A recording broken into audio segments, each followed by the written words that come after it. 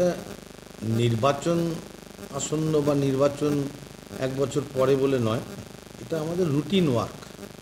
আমরা 12 মাস 365 দিনই মাননীয় মুখ্যমন্ত্রী মমতা ব্যানার্জির যে জনহিতকর প্রায় 68টি প্রকল্প আছে এবং নবার দুয়ারে সরকার কর্মসূচি পালিত হয়েছে গোটা রাজ্যব্যাপী, অর্থাৎ মানুষের দরজায় সরকার গিয়ে উপস্থিত হয়েছে, হাজির হয়েছে দুয়ারে সরকার। এ সমস্ত কর্মসূচি আমরা অত্যন্ত নিষ্ঠা এবং আন্তরিকতার সাথে পালন করি, কারণ আমরা মনে করি এটা আমাদের কর্তব্য। মানুষের প্রতি এই কর্তব্য পালন করাটা আমাদের আবশ্যক। সাধারণ মানুষের পাশে যেভাবে আপনারা কাজ করে চলছেন তাতে আসলে বিদেশ কতটা আশাবাদী? না, আশাবাদী তো নিশ্চয়ই, কেননা আমরা সারা বছর মানুষের পাশে থাকি, মানুষের সুখ দুঃখের সাথী হয়ে থাকি, মানুষের আপদে বিপদে প্রয়োজনে সমস্যায় দরকারে মানুষ আমাদেরকেই ডাকেন, আমাদেরকেই কাছে পান, পাশে পান। এমন নয় যে মানুষের দরকারে প্রয়োজনে ডাকলে হাঁকলে আমাদের পায় না, এমন তো কোনো ঘটনা বা নজির নেই। কারণ আমরা সেইভাবেই গ্রাসরুট লেভেলে রাজনীতি করি। আমরা মনে করি রাজনীতির মাধ্যমে মানুষের কাজ করাটাই আমাদের কর্তব্য। সেক্ষেত্রে আমরা হয়তো অনেক ক্ষেত্রে সফল না হতে পারি, কিন্তু আমাদের চেষ্টার কোনো ত্রুটি থাকে না মানুষের পাশে দাঁড়িয়ে। সেই দায়বদ্ধতা আমাদের আছে এবং সেই কারণে মানুষও আমাদের পাশেই থাকেন। দলের সাংগঠনিক পরিবর্তন ইতিমধ্যে জল ঘোলাটে হচ্ছে, দলের অন্তর বিষয়ে কীভাবে দেখছেন সেই বিষয়টা? না, কিছু জল ঘোলা হওয়ার ব্যাপার নেই, আমি সেরকম কিছু দেখিও নি। সাংগঠনিকভাবে একটা রাজনৈতিক দল তো সারা জীবন এক লোকেদের হাতে সংগঠন থাকে না, সাংগঠনিক পদাধিকারীর ক্ষেত্রে পরিবর্তন হয়, সেটাই গণতন্ত্রের স্বাভাবিক নিয়ম। দলীয় গঠনতন্ত্র অনুযায়ী সেটা স্বাভাবিক। সেই স্বাভাবিক নিয়ম অনুযায়ী সর্বোচ্চ নেতৃত্ব সমস্ত দিক চিন্তা ভাবনা করে বিবেচনা করে সঠিক সিদ্ধান্ত নেবে। জল ঘোলা হওয়ার কোনো প্রশ্ন নেই। আপনাদের সাংসদ অভিষেক বন্দ্যোপাধ্যায় সেবা কর্মসূচি যেভাবে সাড়া ফেলেছেন সেটা কতটা আপনার উৎসাহিত করেছে আপনার এলাকায়? 2014 সালে প্রথম অভিষেক ব্যানার্জি এই ডায়মন্ড হারবার লোকসভা কেন্দ্র থেকে সাংসদ নির্বাচিত হন, আর তৃতীয়বার 2024 সালে 14-19-24 সালে তিনি তৃতীয়বার হ্যাট্রিক করলেন। 7,10,000 ভোটের ব্যবধানে এই ডায়মন্ড হারবার লোকসভা কেন্দ্র থেকে নির্বাচিত হয়েছে। অর্থাৎ 52 সাল থেকে 15টা লোকসভা নির্বাচনে আমাদের রাজ্যে সর্বাধিক ব্যবধানে বিজয়ী সাংসদ। আজ পর্যন্ত কোনো লোকসভা আসন থেকে এত বেশি ভোটে মানুষের শুভেচ্ছা আশীর্বাদ দোয়া নিয়ে কোনো প্রার্থী জয়যুক্ত হয়নি। এর কারণটা হচ্ছে অভিষেক ব্যানার্জি সারা বছর মানুষের জন্য ভাবেন। করোনা মহামারী, তিনি ভেবেছেন ডায়মন্ড হারবারের 100% লোককে কী করে করোনার ভ্যাকসিন দেওয়া যায়। বিভিন্ন জায়গায় ক্যাম্প, আমাদের সমস্ত পার্টি অফিসে camp, vaccination on wheel, auto টোটো গাড়ি করে পাড়ায় পাড়ায় ভ্যাকসিন দেওয়া, অসুস্থ মানুষকে বাড়িতে গিয়ে ভ্যাকসিন দেওয়া। কল্পতরু নামে কমিউনিটি কিচেন খুলে তিনি 14 লক্ষ মানুষকে করোনার সময় কন্টেনারে করে আমাদের সহকর্মীরা বাড়ি বাড়ি চিহ্নিত করে নাম তালিকাভুক্ত করে প্রতিদিন তাদের খাবার পৌঁছে দিয়ে এসছে। যারা লকডাউনে বাইরে বেরোতে পারবেন না, অসহায় বয়স্কা, যারা বাজারহাট করতে পারবেন না, না খেতে পেয়ে থাকবে, তাদের কথা চিন্তাভাবনা করে অভিষেক ব্যানার্জি নিজ ব্যয় তিনি 14 লক্ষ মানুষকে কল্পতরুর মাধ্যমে করোনার সময় খাওয়ার ব্যবস্থা করেছেন। আবার যে কোনো কাজে আমফান ঝড় থেকে বলুন আরম্ভ করে মানুষের পাশে থাকা, সেটা তো অভিষেক ব্যানার্জিকে মানে যে কোনো ঘটনা দুর্ঘটনা এলাকায় ঘটলে সঙ্গে সঙ্গে তিনি বা তার প্রতিনিধি আমরা সকলের তারা মানুষের পাশে গিয়ে দাঁড়ায়। ঠিক তেমনিভাবেই এই অভিনব এবং অভূতপূর্ব এই মানবিক প্রয়াস আমাদের মানবিক সাংসদের সেবাশ্রয়, মানে আমাদের 75 দিনব্যাপী এই কর্মসূচি,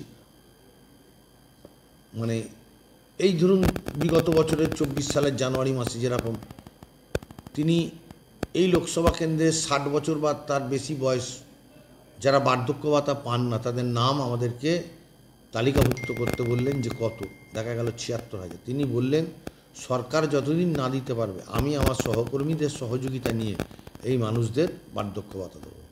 তিনি দিয়েছেন। তারপরে পরবর্তীকালে মাননীয় মুখ্যমন্ত্রী সেটাকে অনুমোদন করেছেন, তারা এখন সরকারিভাবে সবাই বার্ধক্য ভাতা পাচ্ছে। এই সেবাশ্রয়ের ক্ষেত্রেও ঠিক একই রকমভাবে প্রতিটি বিধানসভায় পর্যায়ক্রমে 10 দিন করে, ডায়মন্ড হারবারের 2রা জানুয়ারি মাননীয় সাংসদ অভিষেক ব্যানার্জি উদ্বোধন করেন এই কর্মসূচি। তারপরে 10 দিন করে ডায়মন্ড হারবার, ফলতা, বিষ্ণুপুর, সাতগাছিয়া, মেটিয়াপুর, বজবজ শেষ হয়েছে। গতকাল থেকে আজকে ৬২তম দিন মহেশতলায় শুরু হয়েছে। আজকে মহেশতলায় তিনি 3টি ক্যাম্প পরিদর্শন করেছেন। এর মাধ্যমে অভিজ্ঞ ডাক্তারবাবুদের দ্বারা সমাজের সর্বস্তরের মানুষের জাতপাত, ধর্ম, বর্ণ, ভাষা, লিঙ্গ নির্বিশেষে তারা অভিজ্ঞ ডাক্তারদের দ্বারা চিকিৎসা পাচ্ছেন এবং বিভিন্ন পরীক্ষা নিরীক্ষা ক্যাম্পে ইসিজি সহ ব্লাড সুগার, ব্লাড প্রেশার ইত্যাদি, এবং যাদের স্ক্যান করা দরকার, এমআরআই করা দরকার ইত্যাদি, যেগুলো বা এনজিওপ্লাস্টি করা দরকার বা হার্টের অসুখ, সেগুলো তাদেরকে রেফার করে 14টা জায়গায়, সরকারি হাসপাতাল, বেসরকারি হাসপাতাল 14টা জায়গায় তাদেরকে রেফার করে পাঠানো হচ্ছে। কারো এমআরআই হচ্ছে, কারো সিটি স্ক্যান হচ্ছে, কারো অপারেশন হচ্ছে। আপনারা দেখেছেন 9 বছরের একটি ছেলের বজবজের জিমস হসপিটালে সে 1 পা হাঁটতে পারতো না, তার অপারেশন হয়েছে। অভিষেক ব্যানার্জি তাকে দেখতে এসেছিলেন হাসপাতালে, দীর্ঘক্ষণ ছিলেন জিমস হসপিটালে। এরমভাবে 2টি বাচ্চাকে তিনি বেঙ্গালুরু পাঠিয়েছেন। আমাদের এলাকাতেও যেদিন তিনি এলেন, অর্থাৎ 23শে ফেব্রুয়ারি, আমার পাড়ায় আমার বুথে গভর্নমেন্ট কোয়ার্টার ক্যাম্পে, সেখানেও আমাদের একজন বয়স্ক মহিলার হাঁটু অপারেশনের ব্যাপার তিনি দায়িত্ব নিয়েছেন। একটি বাচ্চার, তারও তিনি দায়িত্ব নিয়েছেন, এবং আরও একজন রুগী 10 নম্বর ওয়ার্ডের, তারও দায়িত্ব নিয়েছেন, যে তাদের চিকিৎসার পর্যায়ে সমস্ত তারা রেকর্ড করে নিয়ে গেছেন। এমপি অফিস থেকে ফোন আসে, তারা সেই মতন যান, আস্তে আস্তে পর্যায়ক্রমে তাদের চিকিৎসা হবে। এইভাবে পুরো বিনামূল্যে চিকিৎসা, পরীক্ষা নিরীক্ষা এবং ওষুধ। ডাক্তারবাবুরা ক্যাম্পে যে ওষুধ প্রেসক্রিপশান করছেন, সেবাশ্রয় ক্যাম্প থেকে বিনামূল্যে সেই ওষুধ দেওয়া হচ্ছে সবাইকে। এইভাবে সার্বিকভাবে মানুষের জন্য সুবিধা। এবং এই 70 দিন শেষ হয়ে গেলে আবার 291টা ক্যাম্প হয়েছে এই লোকসভা কেন্দ্রে।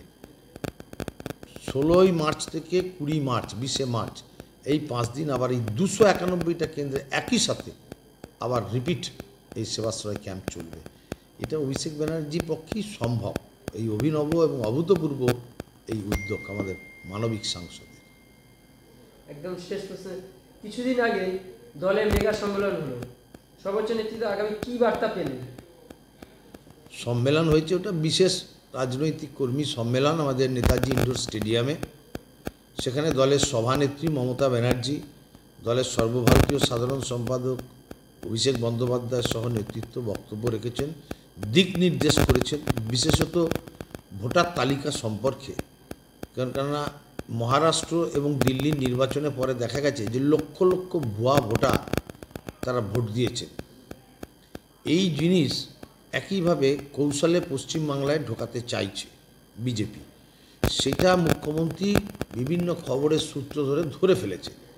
তার ফলে তিনি দলকে নির্দেশ দিয়েছেন একেবারে প্রতিটি বুথ ভিত্তিক ভোটার তালিকা পূর্ণাঙ্গভাবে তদন্ত করে, যে একজনও ভুয়া ভোটার যাতে না থাকে। কারণ আপনারা ইতিমধ্যেই দেখছেন সংবাদ মাধ্যমে শোরগোল, ইলেকশন কমিশন অফ ইন্ডিয়াতে আমাদের এমপিরা গিয়ে ডেপুটেশন দিয়েছে প্রমাণসহ বিভিন্ন জায়গায় এখানকার ভোটার, অথচ একই voter ID card, epic electoral photo identity card, epic তারা দিয়ে অন্য নাম, কোথায় হরিয়ানার নাম, কোথায় পাঞ্জাবের নাম। তার মানে ভোট হলে এখানকার যে ভোটার, যার কাছে আধার কার্ড বা আপনার ভোটার কার্ড আছে, ইলেকট্রাল এপিক যে আছে, ইলেকট্রাল ফটো আইডেন্টিটি কার্ড, সচিত্র নির্বাচন পরিচয়পত্র, সেটা দিয়ে তিনি ভোট দিতে পারবেন না। কারণ তার ছবি নেই, সে জায়গায় অন্য ছবি একই এপিক নাম্বারে, অর্থাৎ বাইরের যে লোকটির নাম দেওয়া আছে তিনি ভোট দিতে পারবেন, ইনি কিন্তু আর ভোট দিতে পারবেন না, কারণ তার ছবি নেই। এই যে বিষয়বস্তুটা, এটা হতে পারে না। কেননা প্রত্যেকটা বিধানসভার জন্যে এই যে প্রথমে এপিকে 3টে অক্ষর থাকে আলাদা, প্রত্যেকটা বিধানসভার আলাদা 3টে অক্ষর থাকবে। তারপরে 6টা 7টা সংখ্যা থাকে। এই অক্ষরটা কি করে এক হচ্ছে? এটা তো বৃহত্তর ষড়যন্ত্রের অঙ্গ, এরকম একটা কারচুপি। কারণ নির্বাচন কমিশনে সেখানে আগে নির্বাচন কমিশনার ঠিক হতো প্রধানমন্ত্রী, বিরোধী দলনেতা লোকসভা এবং সুপ্রিম কোর্টের প্রধান বিচারপতি, এই 3 জন মিলে ঠিক করতেন। সংখ্যাগরিষ্ঠতার জোরে বিজেপি এবং প্রধানমন্ত্রী নরেন্দ্র মোদী এই গণতান্ত্রিক নিয়মকে, এই নিরপেক্ষতাকে বিসর্জন দিয়ে গণতন্ত্রকে পদদলিত করে নির্বাচন কমিশনে সুপ্রিম কোর্টের প্রধান বিচারপতির সদস্যপদ খারিজ করে দিয়ে সেখানে তিনি তার মনোনীত একজন কেন্দ্রীয় মন্ত্রীকে রাখছেন। অর্থাৎ প্রধানমন্ত্রী তার মনোনীত কেন্দ্রীয় মন্ত্রী, 2 সুপ্রিম কোর্টের প্রধান বিচারপতি বাদ হয়ে গেলেন, আর থাকছেন বিরোধী দলনেতা যিনি আগেও থাকতেন। তো এখানেই তো 2 1 হয়ে গেল। এখানে নিরপেক্ষতা থাকবে কোথায়? নির্বাচন কমিশনার যিনি, তিনি অমিত শাহ সেক্রেটারি ছিলেন ডিপার্টমেন্টের। তো এইভাবে গোটা নির্বাচন ব্যবস্থাকে একটা কলুষিত করে চক্রান্ত চলছে। তবে পশ্চিমবাংলায় এসব সম্ভব হবে না। আমাদের দলনেত্রী সেদিন নির্দেশ করেছেন এবং অভিষেক ব্যানার্জি আমাদের নির্দেশ দিয়েছেন, পূর্ণাঙ্গ ভোটার তালিকা খুঁটিয়ে খুঁটিয়ে পরীক্ষা করা হচ্ছে, একটা ভুয়া ভোটারও আমরা রাখতে দেবো না এখানে। ইতিমধ্যে আপনার এলাকায় এরকম কেস কটা ধরে পড়েছে? না, আমাদের কাজটা শুরু হয়েছে, পর্যালোচনা চলছে, পর্যবেক্ষণ চলছে। আমরা সেটা এখনো শেষ হয়নি, পর্যবেক্ষণ চলছে এখন। এখানে শেষ এলাকা মানে বাসীদের কি বার্তা দেবেন? বার্তা একটাই, আমরা একটা পরিবার, এলাকার মানুষ মানে আমরা পরিবার মনে করি। আমরা মানুষকে মানুষ হিসেবেই বিবেচনা করি, ভোটার হিসেবে না। সুতরাং সেই মানুষের জন্যেই আমাদের থাকা, মানুষকে নিয়ে একসাথে আমরা কাঁধে কাঁধ মিলিয়ে, হাতে হাত মিলিয়ে সবাই এগিয়ে যাব, আমাদের দেশকে এগিয়ে নিয়ে যাব, এটাই আমাদের বার্তা।